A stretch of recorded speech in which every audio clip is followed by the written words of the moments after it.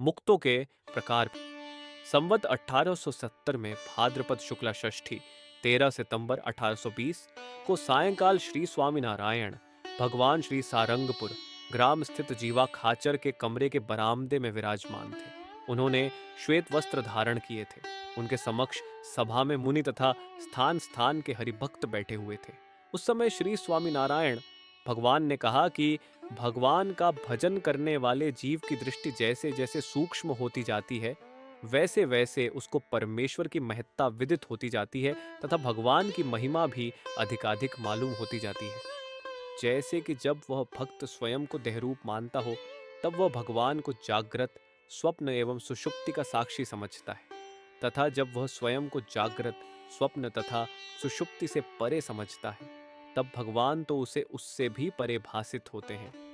फिर उसकी जैसे जैसे सूक्ष्म दृष्टि होती जाए, वैसे वैसे वह भगवान को अपने से परे जानता है और उनकी महिमा को भी विशेष रूप से समझता रहता है।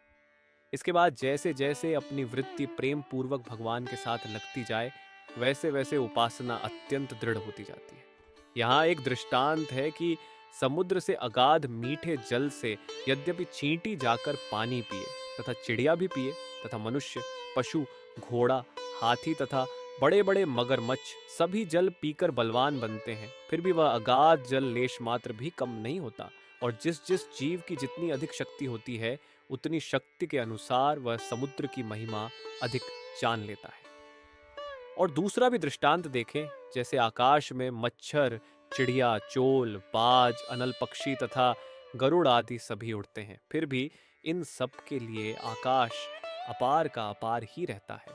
और जिसके पंखों में अधिक शक्ति होती है, वह आकाश की महिमा को अधिक जान लेता है और अपनी न्यूनता समझ जाता है। वैसे ही मरीच आदि प्रजापतियों के समान अल्प उपासना वाले भक्त मच्छर सदृश हैं, और ब्रह्मादि की तरह उससे अधिक उपासना करने वाले भक्त चिड़िया के समान हैं, और विराट पुरुष आदि की तरह उससे अधिक उपासना वाले भक्त चील जैसे हैं, और प्रधान पुरुष की तरह उससे अधिक उपासना वाले भक्त बाज जैसे हैं, और उससे अधिक उपासना वाले भक्त शुद्ध प्रकृति पुरुष के समान अनल पक्षी सदृश हैं।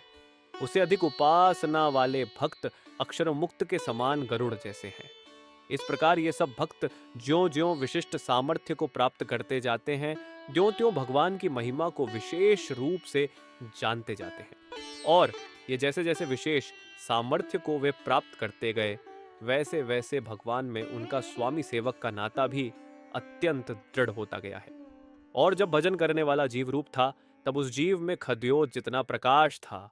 इसके पश्चात जैसे जैसे भगवत भजन करते करते उसका माइक आवरण हटता गया, वैसे वैसे प्रकाश भी अधिक प्राप्त होता चला।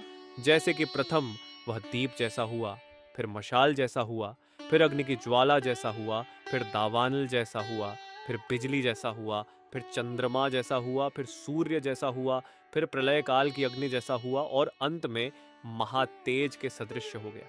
इस प्रकार प्रकाश में भी वृद्धि हुई और सामर्थ्य भी बढ़ता गया। इसके साथ साथ आनंद भी बढ़ता गया। ऐसे खद्योत से लेकर महातेज पर्यंत आद्य, मध्य और अंत के जो भेद बताए गए हैं, वे सब मुक्तों के भेद हैं।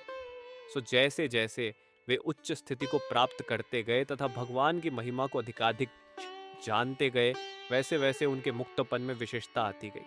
इतना कहकर श्री स्वामी नारायण भगवान जय सच्चिदानंद बोलते हुए उठकर खड़े हुए।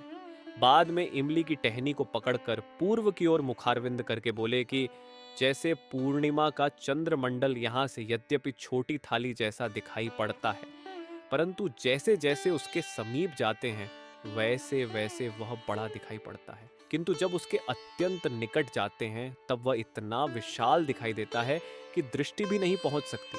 वैसे ही माया रूप अंतराल के मिटने के बाद जैसे जैसे भगवान के निकट हुआ जाता है, वैसे वैसे भगवान की भी अत्यंत अपार महत्ता विदित होती जाती है, और भगवान के प्रति दास भाव भी अत्यंत दृढ़ होता जाता है।